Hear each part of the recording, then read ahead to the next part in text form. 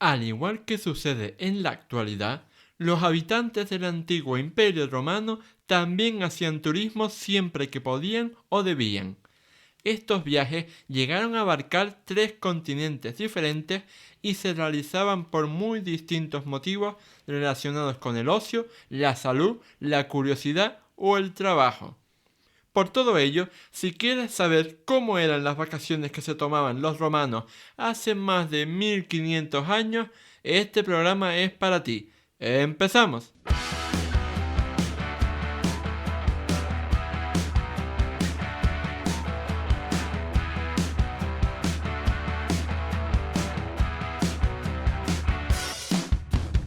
Muy buenas a todos y bienvenidos al episodio 43 del podcast de Historia, el programa con el que cualquier persona puede aprender sobre historia independientemente de su formación o nivel de conocimientos previos. Soy Óscar Hernández, historiador y divulgador histórico. Me puedes leer en mi web Historia y puedes contactar conmigo en mis perfiles en Facebook, Twitter e Instagram.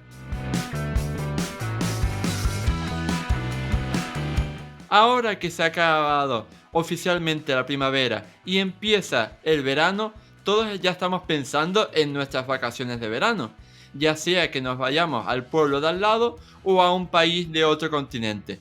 Pero todos seguro que tenemos en mente ese pequeño descanso de nuestras obligaciones diarias con el que hemos soñado durante todo el año. Y bueno, cuando pensamos en el turismo, a lo mejor nos da por pensar que eso es algo reciente, contemporáneo, que se ha dado solo desde los años 60 o así. Pero lo cierto es que el turismo es un invento bastante antiguo. Concretamente, este programa lo vamos a dedicar a hablar sobre el mundo del turismo y los turistas en el antiguo Imperio Romano.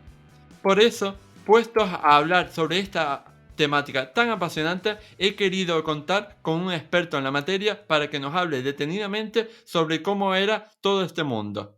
Él es Fernando Lillo, doctor en Filología Clásica y catedrático de latín. Además, ha publicado recientemente un libro que se llama precisamente Hotel Roma, Turismo en el Imperio Romano. ¿Qué tal estás, Fernando? Muy bien, encantado de estar en tu programa, Oscar. El gusto es mío, porque la verdad es que, como te decía fuera de grabación, yo creo que has escrito un libro bastante original y necesario en el mundo de la divulgación para cubrir ese hueco que faltaba.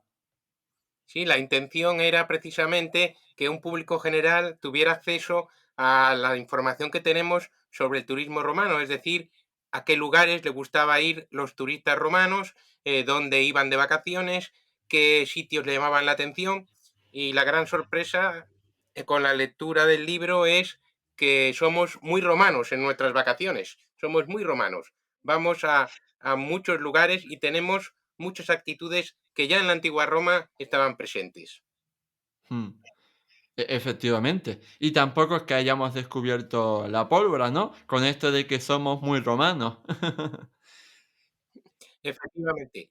Fíjate que cuando nosotros queremos un descanso, pues por ejemplo, nos vamos al chalet de la sierra o a una casita de campo o buscando el fresquito si estamos en el centro de una gran ciudad, ¿no? Pues el romano pudiente, sobre todo, también hacía lo mismo.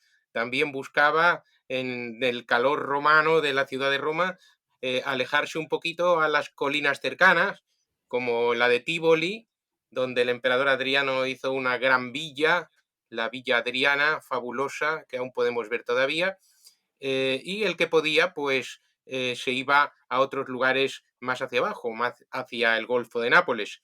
Y no solamente era un privilegio de la gente adinerada, había gente no tan adinerada, siempre con algo de posibles, que no tendría una gran villa imperial, pero sí tenía un terrenito donde retirarse del agobio de Roma, una ciudad que podía contar con 1 millón de habitantes y desde luego el ruido, el tráfico, lo que nos podemos imaginar en una de nuestras ciudades estaba cambiando lo que hay que cambiar, pues muy similar a lo que nosotros podemos sufrir hoy en día.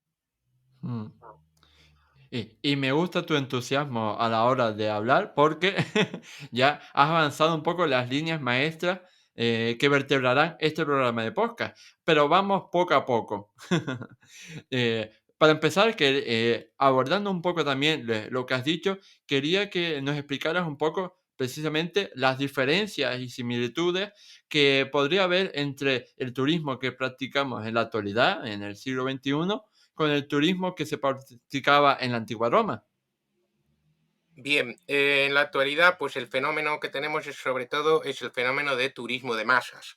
Esto, lógicamente, es un invento del siglo XX. Ir a la playa o a ciudades en grandes grupos, los romanos no tenían nada de esto. Y de todas maneras, el turismo ahora, pues también, gracias a Dios, está al alcance de mucha más gente. El romano turista, sobre todo, era un turismo de élite, de gente adinerada, que ya te digo, dedicaba a descansar en sus villas o a conocer otros lugares, que luego iremos precisando cuáles eran estos lugares.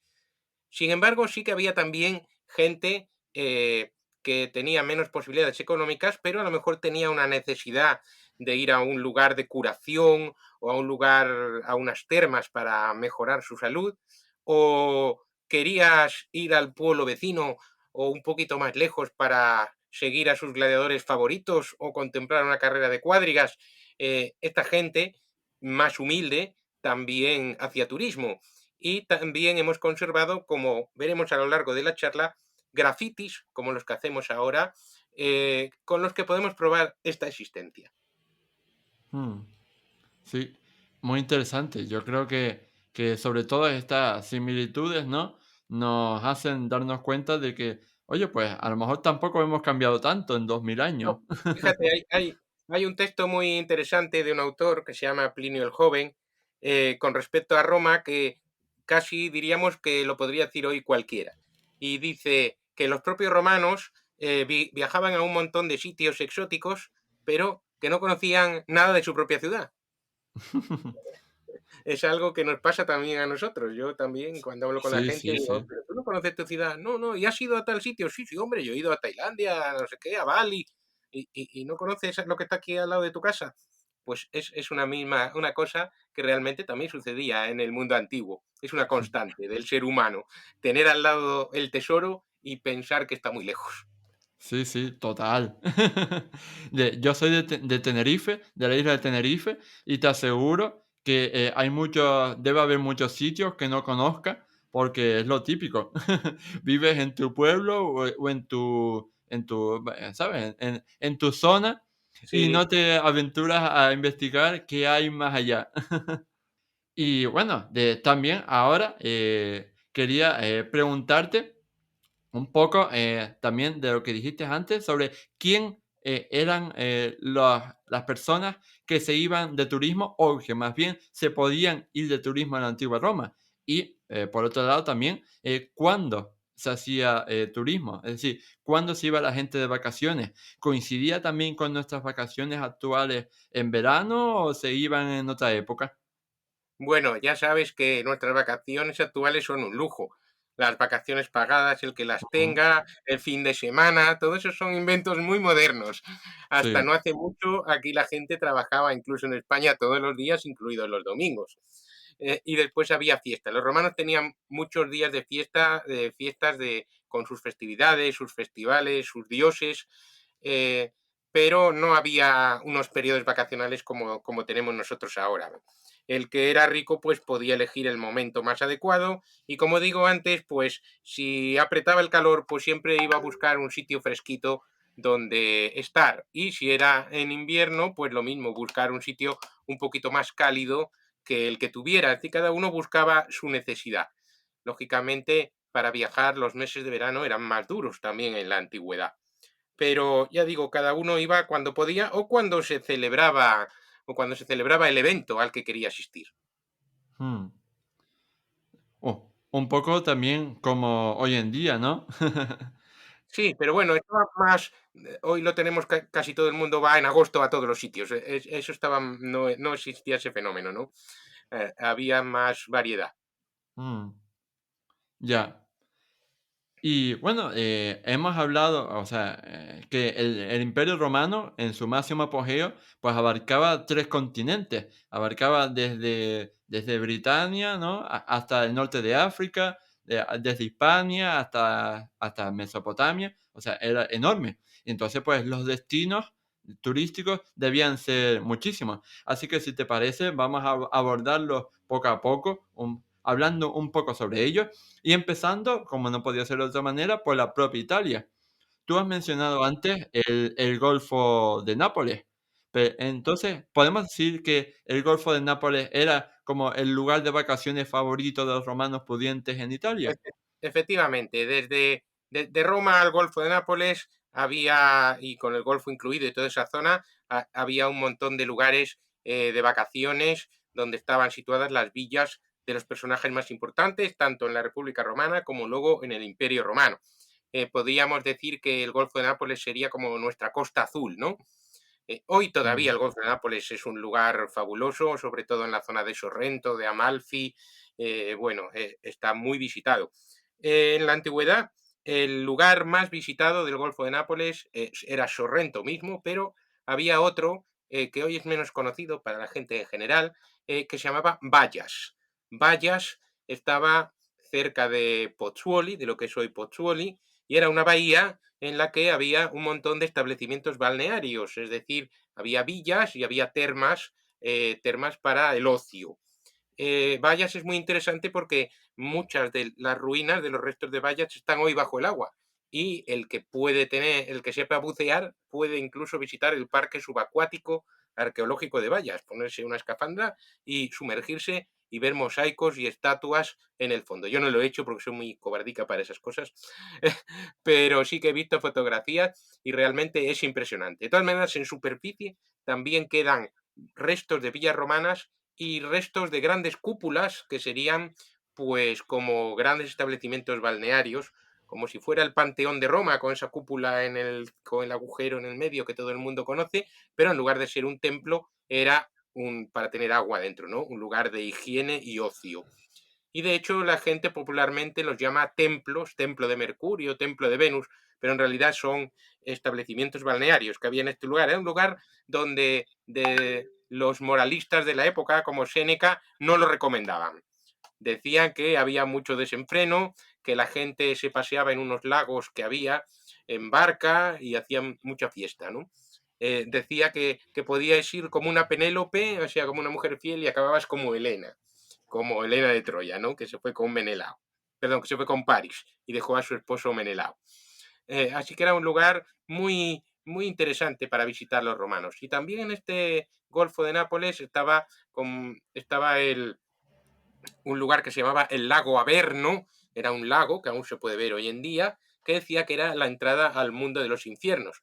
Y entonces era un lugar muy evocador y también muy visitado, no solo por los romanos, sino después en el siglo XVII, XVIII, XVI, XVII, XVIII, por el Gran Tour, que era que la gente elitista de Europa daba un viaje por Italia visitando turísticamente los lugares de interés de la antigua Roma.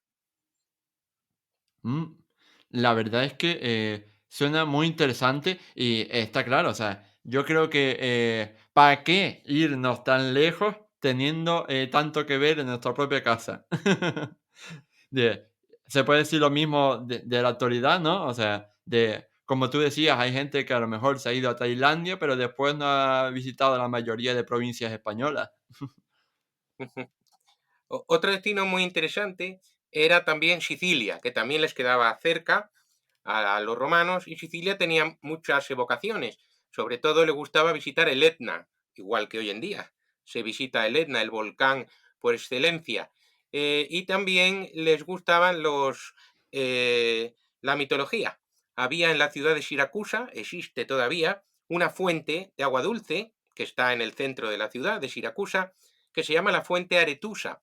Y desde la mitología dice que era una ninfa que vivía en Grecia, cerca de lo que hoy sería el santuario de Olimpia en Grecia, y que un un río personificado, el río Alfeo, la perseguía porque quería abusar de ella, y ella la convirtieron los dioses en corriente de agua y fue por debajo de todo el Mediterráneo y salió justo al lado del mar, pero como agua dulce, en la ciudad de Siracusa.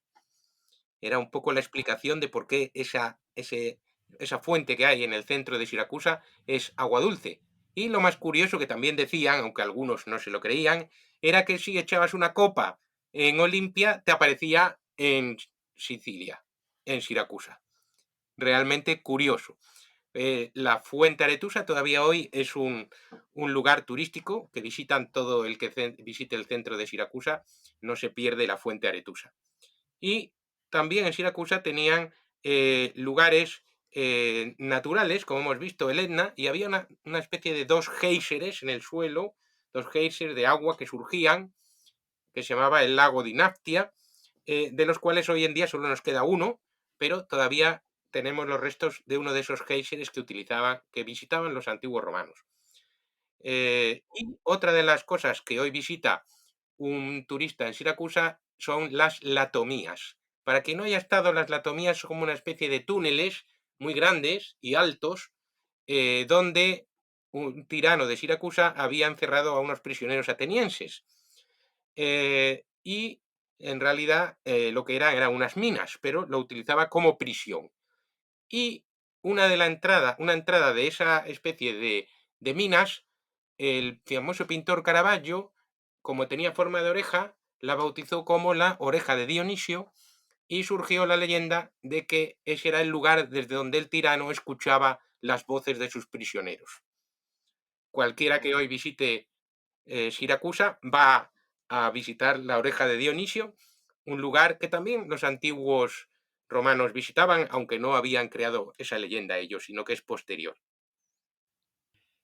Ahora que has mencionado precisamente a Sicilia, quería, pues eso, irnos al extranjero y preguntarte por los destinos favoritos que tenían los romanos a la hora de hacer turismo. Porque claro, no me los imagino tampoco yendo a Britania, ¿no? Para hacer turismo ahí cerca del muro de Adriano. No, no, no, el muro de Adriano no era un lugar, ahí te tocaba para ir de soldado, pero de turista no. Un lugar por excelencia para ellos, un lugar exótico que aún lo es para nosotros también, era Egipto. Egipto es y sigue siendo un lugar turístico de primer orden. Y es curioso porque algunos de los lugares que visitaban los antiguos romanos son también los que visitamos en la actualidad, aunque cambiando algunas cosas. Verás, Alejandría, que es el puerto, ese era un destino fabuloso porque era una de las ciudades más importantes de todo el imperio. El famoso faro de Alejandría, que era una de las siete maravillas del mundo. Luego bajabas un poquito y ¿qué ibas a visitar? Las pirámides, ¿no? Hoy se visita las pirámides y la Esfinge de Giza. Y me gustaría que viéramos un, un texto de, escrito por una mujer romana que se puso al pie de una de las pirámides, en una roca, al pie de una de las pirámides, escrito, hoy lo hemos perdido, porque como era una de las rocas que estaban al pie, después esas se reutilizaron en el Cairo para hacer edificios. Pero en el siglo XIV un erudito lo copió. Y fíjate qué bonito este texto de una mujer que se llama Terencia, está haciendo turismo viendo las pirámides y dice, he visto las pirámides sin ti, dulcísimo hermano, y aquí triste he derramado lágrimas, lo que pude. Fíjate que Terencia tiene un hermano que no ha podido ver las pirámides con él, con ella, y está triste porque, claro, cuando uno ve algo bonito siempre necesita compartirlo con alguien. Un sentimiento realmente muy actual. Lo que pasa es que el hermano de esta Terencia no era una persona cualquiera, y entonces Terencia aprovecha la inscripción para hacer un elogio de su hermano. Y dice, grabo este lamento como memoria de nuestra pena que sea bien visible en esta alta pirámide el nombre de Décimo Gentiano, que era el nombre de su hermano. Pontífice y camarada de tus triunfos, Trajano, censor y cónsul antes de los 30 años. Es decir, que aprovecha para hacer un elogio de su hermano. No sabemos si realmente el sentimiento era real, yo pienso que sí, o simplemente era una excusa para hablar de lo importante que era su hermano y que quedara allí escrito. Yo pienso que era un sentimiento real, pero siempre aprovechaban la importancia social en aquel tiempo era muy destacada. Tenías que anunciarte a ti mismo y cuando lograban algo, pues la gente quería que se supiera. También visitaban la Esfinge. La Esfinge, en aquel momento habían descubierto la arena de las patas, luego se volvió a cubrir con el tiempo, pero en este momento eh, los visitantes podían llegar hasta donde estaban las patas de la famosa Esfinge y escribieron también cosas. Y algunas de las cosas que escribieron era, para hablar de la Esfinge, la calificaban de espectáculo divino o incluso de extraña visión. Una visión extraña, ¿verdad? Un poquito hacia arriba de las pirámides está lo que se llama el Fayum, ¿verdad? Donde está el, el lago. Ahí había una cosa que hoy ha desaparecido, pero que a ellos le llamaba mucho la atención, que se llamaba el laberinto. Se supone que eran los cimientos de un templo con un montón de habitaciones que a ellos les fascinaba.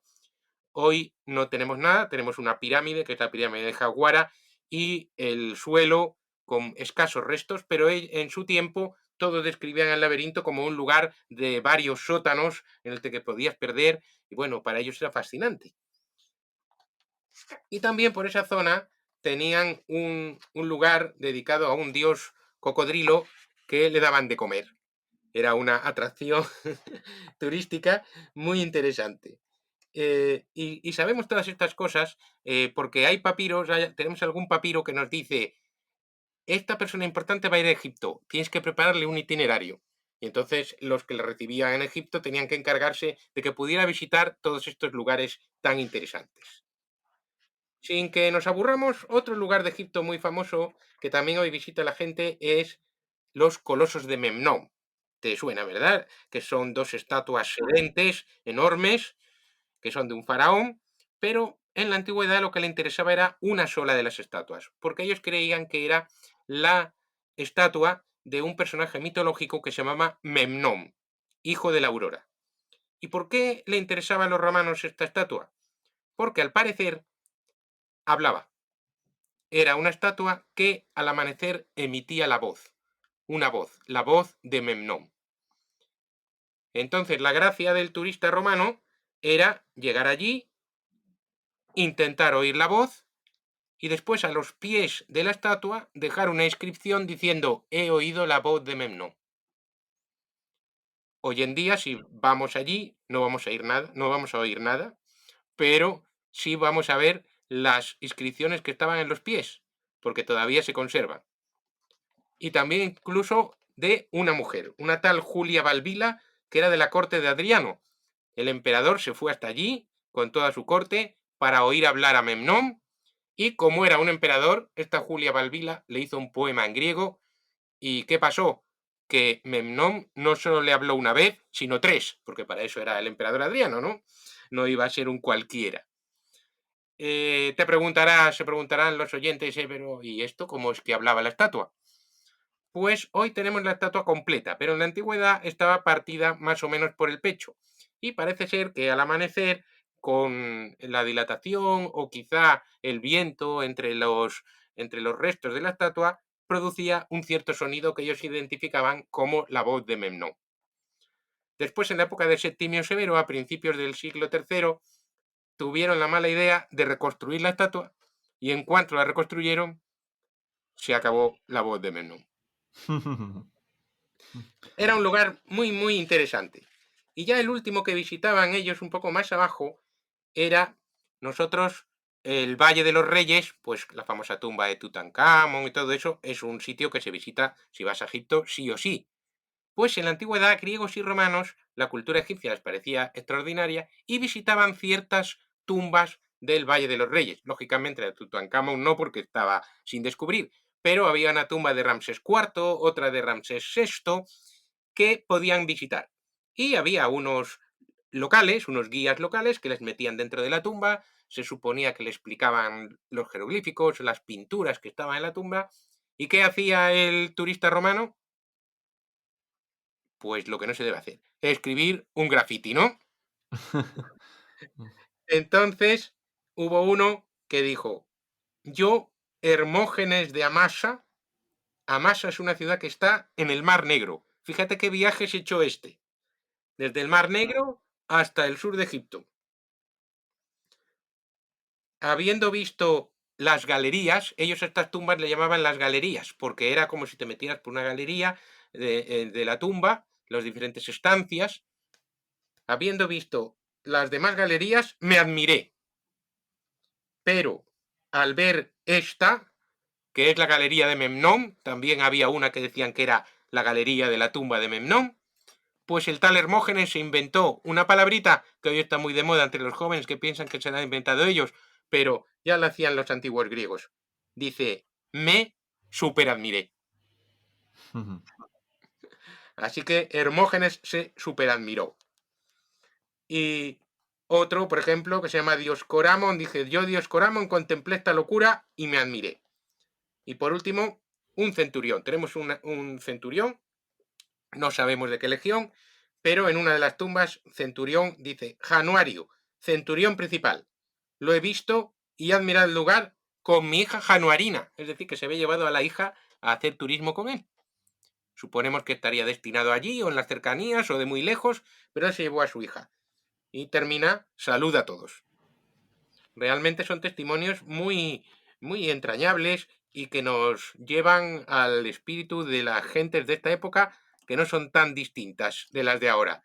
Y bueno, hay que decir que estas que hemos leído son bastante más elegantes que algunos de los grafitis actuales que desgraciadamente pone la gente en los lugares turísticos.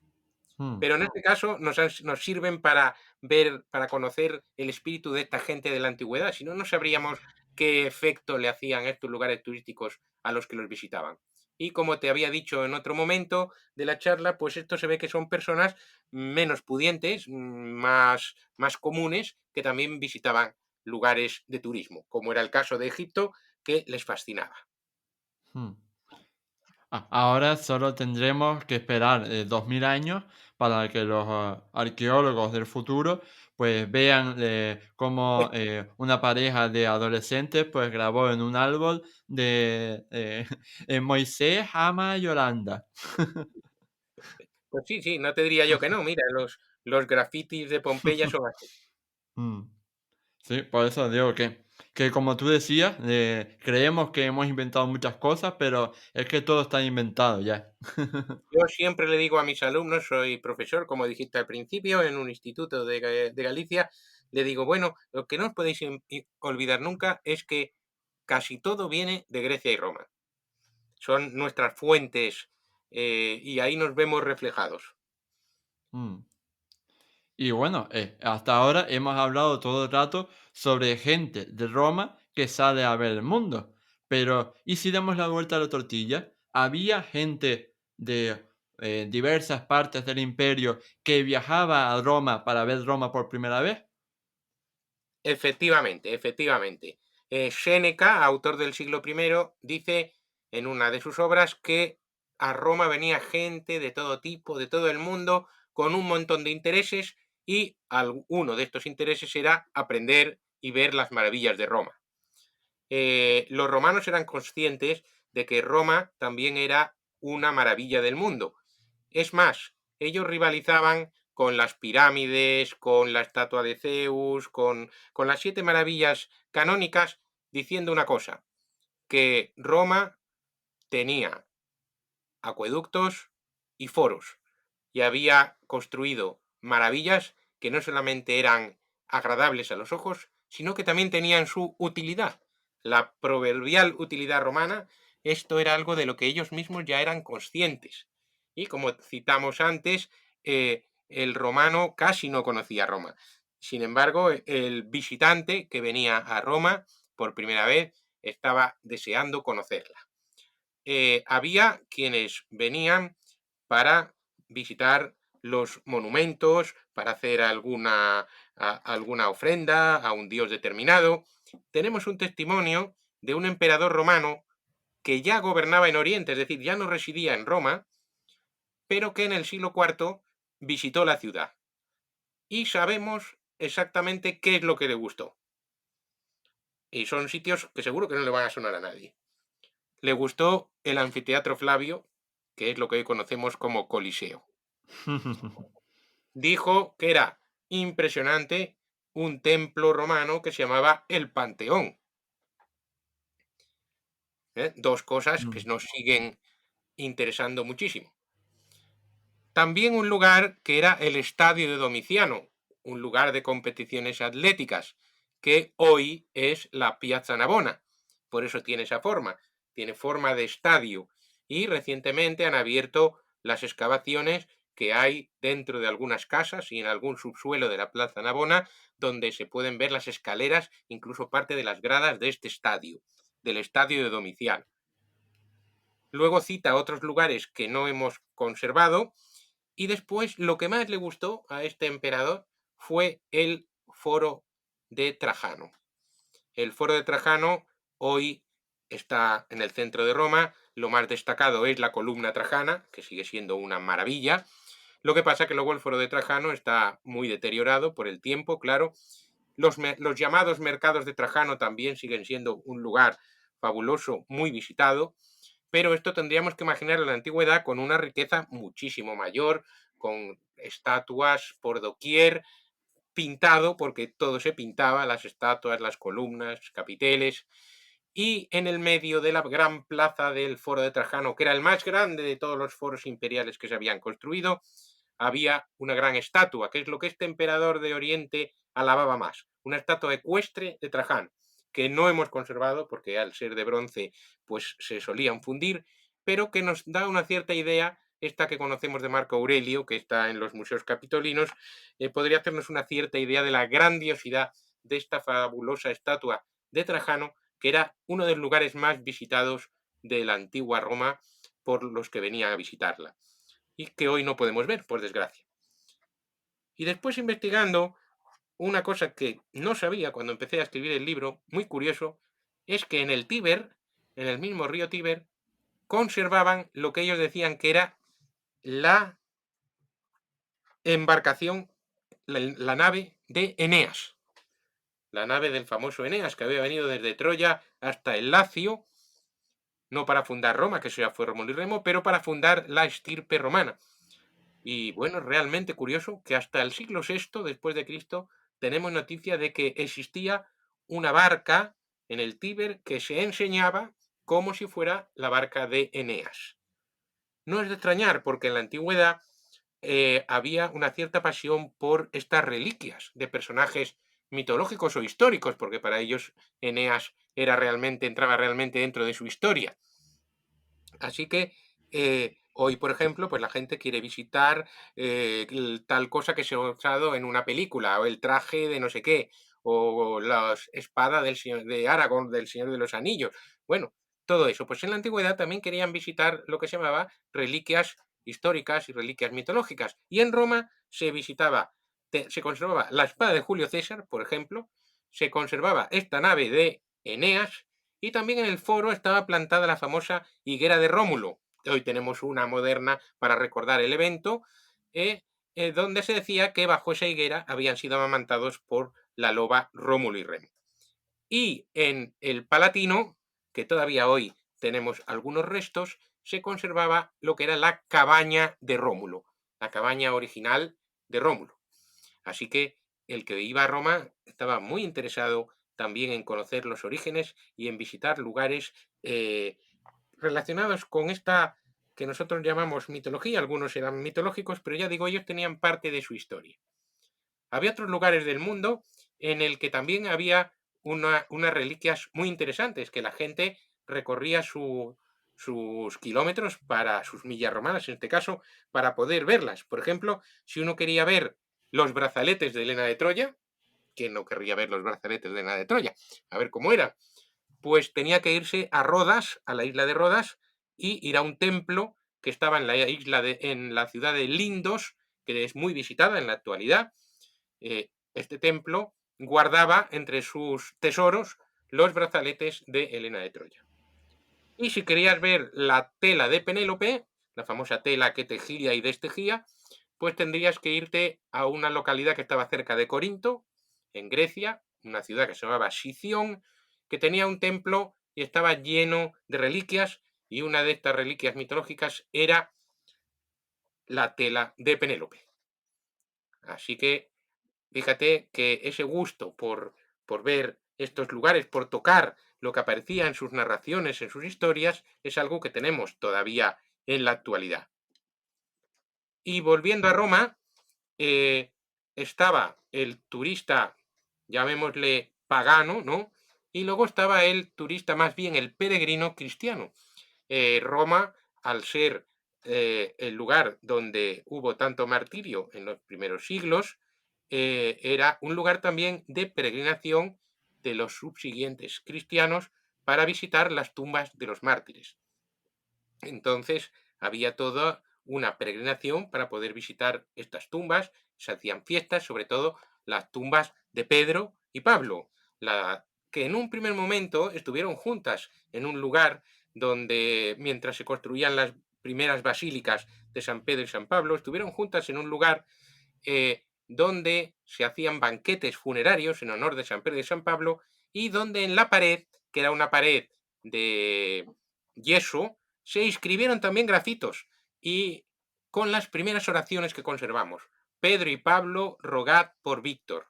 O Pedro y Pablo, rogad por nosotros. Es realmente emocionante estos grafitis que se han conservado de estas primeras oraciones cristianas, ya digo, de este lugar que se llamaba la Memoria Apostolorum.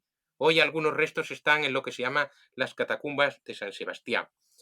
Después ya, al construirse las primeras basílicas de San Pablo y San Pedro, que son las que tenemos hoy actualmente, muy renovadas a lo largo de la historia, ahí ya eran sus tumbas y hasta hoy en día sigue la peregrinación a las tumbas de San Pedro y San Pablo.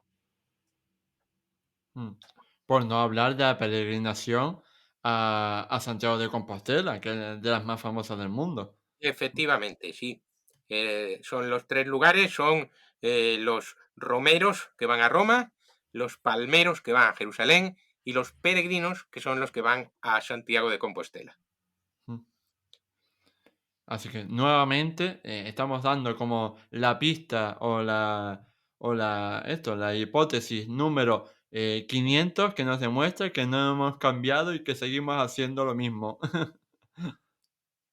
Efectivamente, ya digo, esa es una de las cosas más impresionantes del libro del turismo en el Imperio Romano, que muchas actitudes siguen siendo las mismas, es que nos podemos identificar perfectamente con este turista o con este peregrino o con esta persona que iba en búsqueda de una curiosidad o con esta persona que iba en busca de la salud, porque igual que hoy tenemos el turismo de salud, turismo balneario o incluso turismo a lugares de Europa donde te puedan hacer una operación más barata o más específica, ¿no?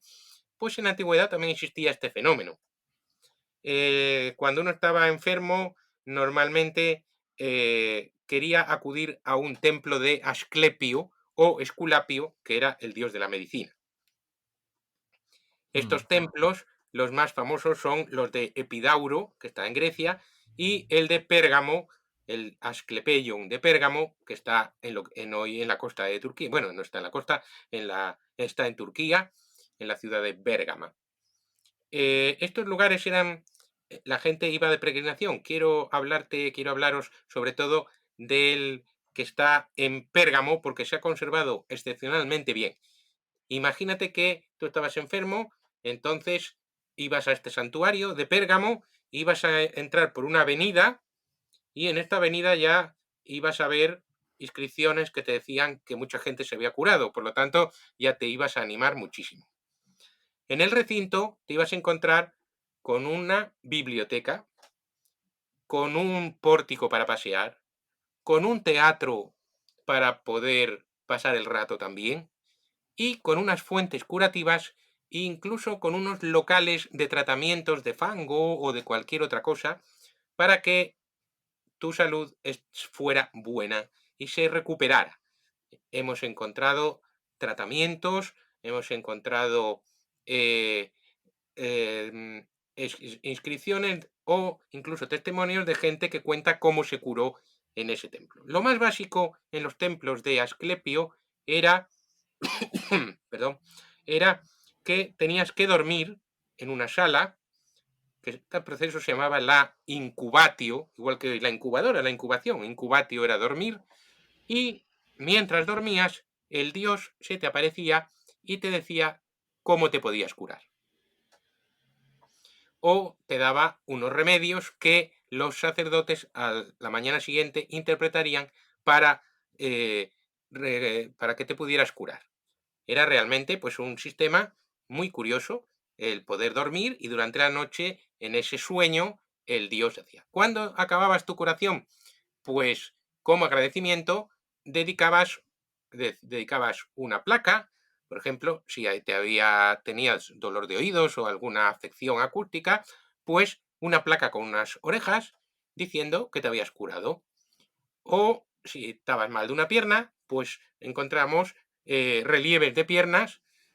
em, Esto podía ser en mármol o también podía ser en arcilla. Encontramos muchos esbotos de cualquier parte del cuerpo en estos santuarios, tanto el de Pérgamo como el de Epidauro, como en otros lugares, que probaban la curación. De hecho, es algo que todavía se da, por lo menos en Galicia tenemos en muchas capillas y en Portugal un montón de imágenes de cera en esbotos de partes del cuerpo, manos, cabezas, ojos, pechos, intestinos, figuras de una persona, incluso figuras de animales, para, en este caso, pedir al santo local o a la virgen local la curación de esa persona o de esa parte del cuerpo. Es decir, que es un sistema que todavía sigue funcionando en la actualidad. Eh, Como seguro que hay muchos incrédulos entre los oyentes y entre la antigüedad también lo había, lo digo en broma, pues en Epidauro encontramos una inscripción que dice: Ambrosía de Atenas, tuerta. Estaba tuerta de un ojo y no creía que se iba a curar. Pero el dios tuvo misericordia de ella, se le apareció, le vertió un líquido en el ojo durante la noche, se curó y le dijo: pues ahora, por no haber tenido confianza en que te iba a curar, vas a tener que ofrendar un cerdito de plata al santuario, como prueba de que te he curado. Curioso, ¿verdad? Sí, muy curioso. Incluso había una piedra cerca del santuario y decía la inscripción que esa piedra la había traído uno que había llegado al santuario de Epidauro en Grecia totalmente débil, que se había curado y había tenido fuerza suficiente para coger una piedra grande de otro sitio que estaba lejos y trasladarla a ese lugar, como prueba para que todos vieran que era cierto la curación. Incluso también en plan broma, pues no hace falta irse a Turquía para que te crezca el pelo, porque en Epidauro tenemos una persona, el testimonio de una persona que tenía mucha barba, pero era calvo por la parte de arriba, la cabeza, y entonces el dios le frotó algo mientras dormía y al día siguiente ya tenía pelo. Mágicamente, ¿no? Es decir, que todas estas curaciones la gente se animaba mucho, venían desde muy lejos, ¿eh? Epidauro está en Grecia, pues venía gente desde la misma Turquía o desde las islas, desde Lesbos, recorrían sus buenas millas romanas para poder llegar a estos lugares con la esperanza de curación. Y el que podía, pues dejaba después la inscripción de que así había sido. Estuvieron en funcionamiento durante muchísimo tiempo en la antigüedad. Y ya digo, el sistema se ha mantenido en la actualidad con otras características, pero en cierto modo era así. Mm. Otro de los, otro de los lugares para curarse también eran los balnearios. Bueno, podemos distinguir entre termas, que serían las termas más de tipo ocio, higiene, y los balnearios o santuarios en los que ahí no solamente eran motivos de higiene, sino motivos de curación, porque gracias a la propiedad curativa de las aguas se curaban muchas cosas. Yo que vivo en Galicia, y todo el que suele venir a Galicia cuando pasa por Orense, pues va a visitar las Burgas. Las Burgas, que son un manantial de agua caliente que sale a muchísimos grados, tienes que meter la mano rápidamente. Normalmente la gente se queda en la fuente, pero ahora un poquito más arriba hay un centro de interpretación fabuloso donde te cuenta que desde antes de los romanos esas fuentes ya eran sagradas y con los romanos se hicieron una piscina de la que se puede ver una parte, una piscina curativa, y tenemos aras, es decir, pequeños altares dedicados a las ninfas y a otras divinidades locales que serían curativas, como prueba de que aquel lugar era un lugar de curación. Y en Mm, España mm. tenemos también otro sitio muy importante que, si no lo conocen los oyentes y pueden visitarlo, realmente es un sitio desconocido y es la única terma romana auténtica en la que te puedes bañar todavía en la actualidad. Se trata del balneario de Alange, que está a unos 13 kilómetros de Mérida, muy cerquita de Mérida. Es un balneario que está en funcionamiento y dos de sus salas son las llamadas termas romanas, que para que las imaginen sería como el Panteón de Roma, pero en pequeñito y con agua en el medio. Dos grandes piscinas circulares con escaleras para poder bajar y un óculo arriba como iluminación. Hoy están dedicadas a agua caliente, pero hasta no hace mucho lo original era de agua fría. Es un agua que sale a 21 grados. Yo pude experimentarlas cuando todavía eran de agua fría, que era el uso romano, el frigidarium, y realmente es una experiencia única poder bañarse en una terma romana. Y la traigo a colación porque hasta aquí viajaba la gente también para curarse. Incluso en el patio del balneario hay una inscripción romana que dice que los padres de una chica llamada Varinia Serena estaban muy agradecidas a Juno porque esta diosa había curado a su hija tras un tratamiento en este lugar. Mm. Así que es impresionante todo lo que se puede aprender de leyendo, ¿no? Estas fuentes epigráficas que normalmente suelen salir a lo mejor más desapercibidas que las fuentes textuales, pero que también nos dan mucha información, sobre todo sobre la vida cotidiana de las personas corrientes. Efectivamente, la fuente epigráfica es de primera mano. Eh, Lógicamente, pues algo inventado siempre hay, porque si la han inscrito quiere decir que tenían un interés en que perdurara. Pero siempre nos dan atisbos de la vida cotidiana. Más importante todavía son algunos grafitis de los que de Pompeya o de otros lugares que hemos citado, porque muchas veces esos no estaban hechos para durar, o sea, los escribían, pero pensaban que pronto iban a desaparecer. Y entonces ponían cosas como más comprometidas, como más reales, ¿no?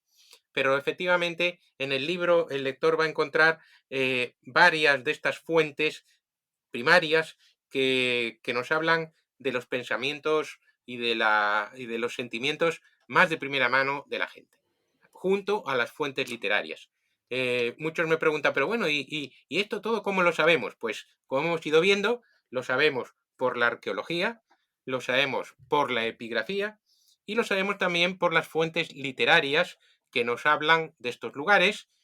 No hay ningún manual turístico en la antigüedad, salvo un autor que se llamaba Pausanias, del siglo II después de Cristo, que escribió una obra que se llamaba Descripción de Grecia, que es lo más parecido a una guía de viajes, porque él va recorriendo las distintas regiones de Grecia, ciudad por ciudad, localidad por localidad, y describe todo lo que ve en esos lugares. Es una fuente impresionante porque no solo describe el monumento, las estatuas que había, cosas que a veces encontramos y otras que no hemos encontrado y que las hemos perdido, sino que también pone costumbres del lugar o cosas que le cuenta a la gente de ese lugar, que son también un testimonio precioso para saber cuál era realmente el significado real de ese sitio importante. Por ejemplo, Pausanias nos dice que también se hacía turismo de histórico y que en Grecia, en la llanura de Maratón, se visitaba el túmulo de Maratón. Un túmulo es una tumba, una especie de montículo de tierra que dentro tiene los restos. Ahí estarían los restos de los atenienses. Y entonces Pausanias no solo nos cuenta que existe este túmulo, que todavía hoy existe y lo podemos ver, sino que nos dice, y aquí dice la gente del lugar, que de noche se oyen relinchos de caballos y como fragor de la batalla, que realmente había ahí un campo de batalla encantado, un campo de batalla fantasmagórico, con lo cual enriquece muchísimo el lugar. Y si hablamos de maratón, pues cómo no hablar también de las Termópilas, la otra gran batalla. Hoy el turista actual se baja del autobús y se lleva una pequeña decepción porque dice: "Aquí no hay ningún desfiladero". Las Termópilas era un desfiladero entre la montaña y el mar, ¿vale? Primer error que solemos creer es que las Termópilas era un desfiladero entre 2 montañas. No, era un desfiladero entre montaña y mar, y solo tenía 30 metros para poder pasar. Pero resulta que el mar en la actualidad se ha ido varios kilómetros, se ha alejado varios kilómetros, con los rellenos a lo largo del tiempo. Y entonces hoy lo que vemos es una llanura, y el mar no lo vemos. Bueno, para resarcirnos tenemos una estatua de Leónidas que pagaron los americanos en 1955, pues así Leónidas desnudito, así tipo 300, ¿no? Cosa que no sería así en la actualidad, lógicamente, porque ningún espartano iba a ser tan tonto de ir sin su armadura a la batalla. Mm. Pero sí que tenemos constancia de que la gente en la antigüedad visitaba el lugar donde murió Leónidas, donde resistieron los 300 y los otros hoplitas que se habían quedado con ellos, y que ya ellos pensaban que ese era un lugar muy importante porque aquellos hombres habían luchado por la libertad. Mm. Es decir, que se hacía un turismo de campos de batalla, lo mismo que en la actualidad cualquier americano que se precie tiene que ir a visitar el campo de batalla de Gettysburg. Ya ves. De, esta ya es la 501 o la 538 prueba de que seguimos siendo iguales, ¿no? Y, y bueno, ahora yo quería recapitular un poco todo lo que has dicho, porque has hablado de turismo en Grecia, ¿no? Turismo sanitario, de turismo exótico, ¿no? En Egipto y demás. Entonces vemos que como en la actualidad, pues hay distintos tipos de turismo. No todo el mundo viaja por el mismo motivo, sino que había turismo de puramente ocio, turismo sanitario, turismo deportivo, por ejemplo, si iba a jugar a los Turismo Juegos religioso, Olímpicos, que le llamaran ellos hoy, o peregrinaciones. claro, turismo histórico, mitológico. Exactamente. Entonces, ¿algún tipo de turismo más que quisieras destacar? Pues también podía haber, esto es probable, se hacía, pero no en la escala que lo tenemos ahora, ¿no? Sería el turismo deportivo. Es decir, cuando había las Olimpiadas en Grecia o cualquier otro de los Juegos Panhelénicos, pero sobre todo las Olimpiadas, la gente se desplazaba desde lugares muy lejanos para poder llegar al santuario de Olimpia. Olimpia no era una ciudad, era un santuario. Y solo tenía alojamiento para la gente importante y para jueces y tal. El resto de la gente tenía que apañarse a dormir al aire libre en tiendas de campaña o en localidades cercanas como pudiera. Así que allí se montaría un guirigay como si fuera uno de estos conciertos estivales. Entonces sería un poco ese el ambiente de los Juegos Olímpicos. La gente se desplazaba para visitar los Juegos, para acudir a los Juegos Olímpicos. Y también es muy posible que la gente se desplazara a veces a una localidad cercana, otras veces a una localidad más lejana, para acudir a espectáculos que se dieran, por ejemplo, en el anfiteatro. Por ejemplo, el anfiteatro de Pompeya tiene una capacidad superior a los habitantes de Pompeya. ¿Por qué? Porque también está pensado para acoger a todas las localidades vecinas. Entonces, Nuceria, que era una ciudad que estaba a unos cuantos kilómetros, esos también iban al anfiteatro de Pompeya. Bueno, y ahí tenemos la cosa de que el turismo deportivo, como pasa ahora, a veces no acababa mal, porque tenemos el dato de que en el año 59 después de Cristo, los nucerinos y los pompeyanos se zarzaron como si fueran unos hooligans en una gran batalla, mientras estaba en una lucha de gladiadores que acabó con muertos y acabaron cerrándole el anfiteatro. Así que es una cosa también bastante moderna. Y también, pues la gente podría hacer recorrer para ir, por ejemplo, a Roma a ver el Circo Máximo, que era algo impresionante con las carreras de cuadrigas, capacidad para 250.000 espectadores. Es decir, es muy probable que hubiera un turismo deportivo. Ya digo, no a tanta escala como lo que tenemos ahora, pero sí, porque sí que sabemos que existían peñas de determinados gladiadores y también existían peñas deportivas de las cuadrigas por Mm. equipos.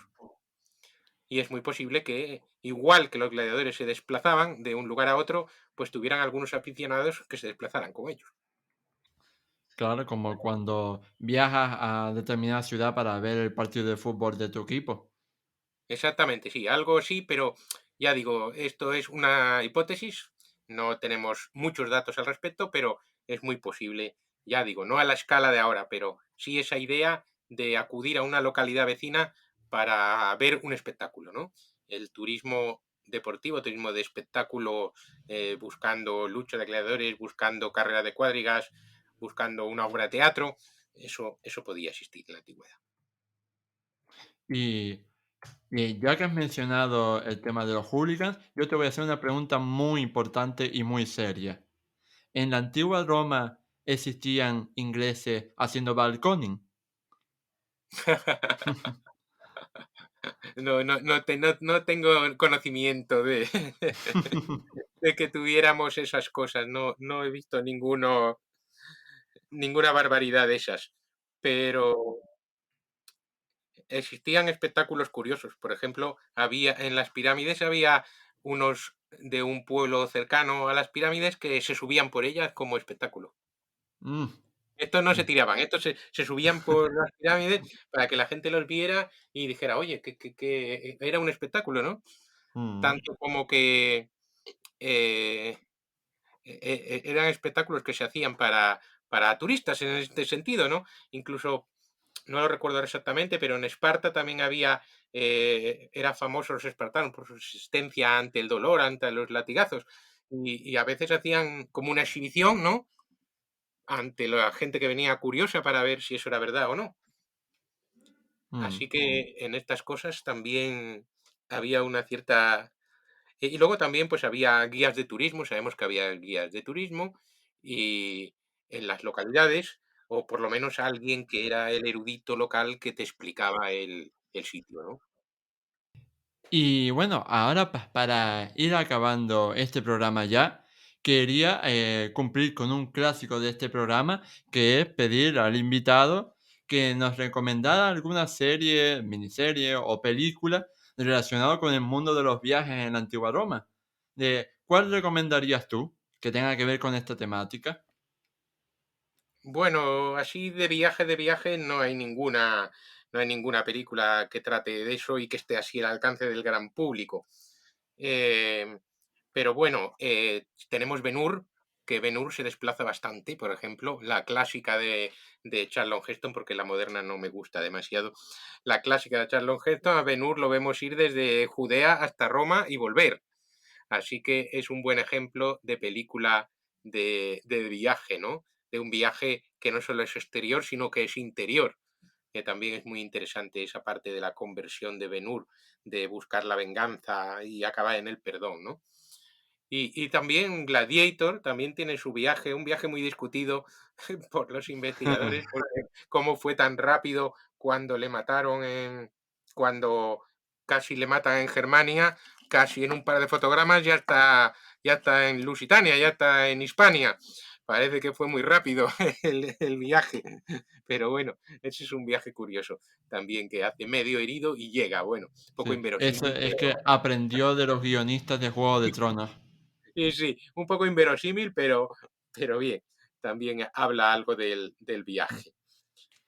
No, pero me ha gustado tu respuesta porque al no recomendar ninguna directamente, pues también has demostrado, ¿no? Lo que yo decía al principio del programa, en el sentido de que esta temática es muy original y poco divulgada a nivel general. Y precisamente todos estos temas de los que hemos hablado, todos estos tipos de turismo, todas estas cosas de las que hemos hablado, las podemos encontrar, recuerdo, en tu libro, en el libro que has publicado recientemente, que se llama Hotel Roma, Turismo en el Imperio Romano. ¿Quieres decir alguna cosa más sobre él? Editorial Confluencias es un libro muy bien editado, está editado con mucho gusto, la portada es preciosa, incluso al tacto, la gente está muy contenta con el formato del libro, y se puede encontrar pues en cualquier librería, en online, y es fácil de acceder a él. Y ya digo, el que aquí solo hemos hablado de unas cuantas cosas, el que lo lea se sumergirá realmente en un mundo bastante desconocido, pero de una manera amena, entretenida y mucha gente que lo ha leído ya, pues dice, pues mira, hay sitios que no fui que tengo hasta ganas ahora de ir a verlos. Y hay otros que fui que me recordaron muchísimo y aprendí cosas que ojalá se hubiera sabido antes de haber ido porque lo hubiera visto con otros ojos. Es decir, que va a ser una experiencia enriquecedora, sin lugar a dudas. Mm. Bueno, pues con eso nos quedamos. Y estoy seguro de que todos nuestros oyentes también van a querer vivir esa experiencia de leerlo. Y bueno, ahora lamento tener que decir que hemos llegado al final de esta entrevista. Llegado a este punto, yo solo quería agradecerte infinitamente a ti, Fernando, por habernos hecho un hueco en tu agenda para hablar sobre este tema tan apasionante, interesante y original, pero al mismo tiempo poco conocido entre el público general. Así que yo creo que, como tú bien decías ahora, pues cualquiera que haya oído, leído o visto algo sobre el tema, pues ahora creo que lo verá con nuevos ojos. Así que muchas gracias. Pues gracias a ti, gracias a los oyentes. Para mí siempre es un placer compartir el mundo clásico, compartir este amor que sentimos por Grecia, por Roma, que son la fuente de nuestra civilización. Ahora sí, ha llegado el final del programa 43 de Historia. Si quieres expresar qué te ha parecido este podcast, darme alguna sugerencia sobre temas a tratar en el futuro, hacerle alguna pregunta directa a Fernando o recomendarme algún libro que deba leer, no dudes en dejarme un comentario. Dicho todo esto, no me queda más que invitarte a darle a me gusta, a puntuarnos con 5 estrellas si nos escuchas desde Apple Podcast o Spotify, a suscribirte al programa y a compartirlo en tus redes sociales para que llegue al máximo público posible. Nos vemos en el próximo programa de Historia. ¡Hasta luego!